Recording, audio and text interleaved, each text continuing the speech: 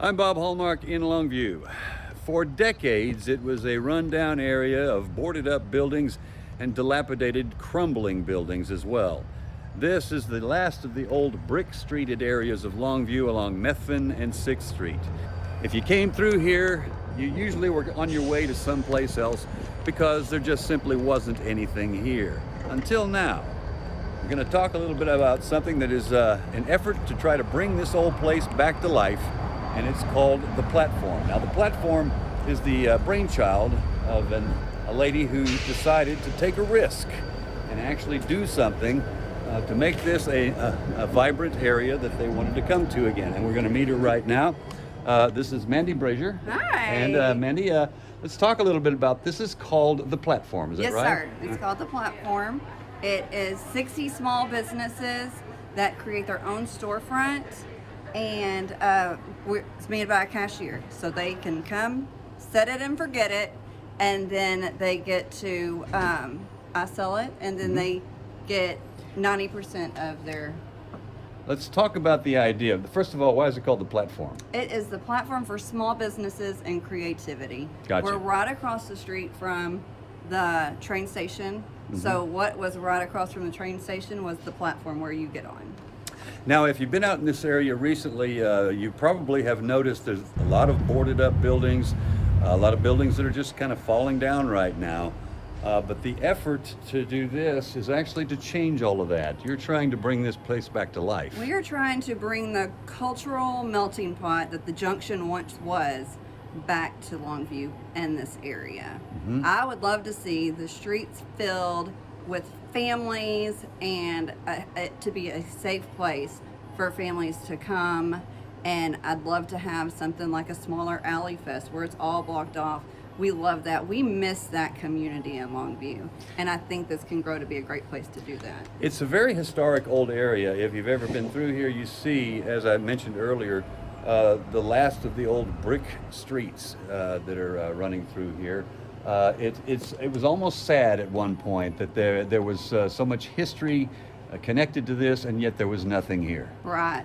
It was that part of why you did this? That was part of it. I mean, I am drawn to old buildings. I'm drawn to the history of East Texas, and actually, this is the Gulf. It was a Gulf gas station, and Paul Hayes actually came and opened a gas station and started an RV company, which is Hayes RV. And we actually, and that was in 1947.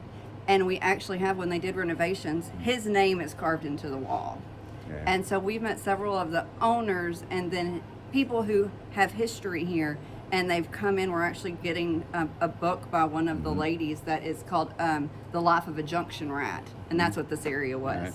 Now you see over Mandy's shoulder right now, this is some of her business right here. A lot of I would say there's some clothing, there's jewelry, there's a little bit of everything here. A bit of everything, and we've got over 3,000 square foot to shop. It strikes me that this does not come into your mind to do this without a certain amount of risk involved. There is risk. I believe in our small businesses here in Longview. COVID did a lot of things, and one of the things that it did for the better was it grew small businesses that were artisan based and that were home based. And so online boutiques, there was a big increase in those, and homemaking, crochet, painting. The one thing that it did for small businesses was expand that, and they need a place to put that that's not too expensive and that they don't have to man and have someone employ to own a business in Longview. Gotcha. Now you've already had an event out here. I know this past weekend, it was Saturday, I guess you had we had our harvest market. And so that is actually our 4th event that we've done. Our event last in July was a family market, and we did like a slime bar for kids, and we had almost 2,000 people come out to that. And so it's so neat. My favorite part and my dream for this area was to see families holding hands and coming down here, and it brought tears to my eyes. There was a family and there was a kid on a dad's shoulder walking down these red brick roads to get up here, And that is just beautiful to me. All right, and that's what you're looking for. That's right exactly what we want. Now we do have a schedule that she has actually a schedule over here of upcoming events. So now you might want to let people know hours of operation, things of that nature. And I think you open on Tuesdays. We right? open on Tuesdays, and we're open Tuesday through Sunday from 10 to 5. Okay. Or through Saturday, I'm sorry. And obviously, you keep people posted as far as future events and things of that We nature. do. We've got all sorts of future events. We've got a spooky market coming up that's going to be family friendly. We're going to have activities for the kids. We've got pumpkin painting. Every second Saturday, we do a kids craft. So they can come in, like I said, family oriented is what we are concentrated on here. Okay, and there you have it. That is the platform. Mandy, extreme success to you in the future. I hope you do very well. Thank you so much. Thank you for coming down. All right, thank you so much. And we'll have much more on this story tonight on KLTV 7 News. For KLTV Web Extra, I'm Bob Holmer.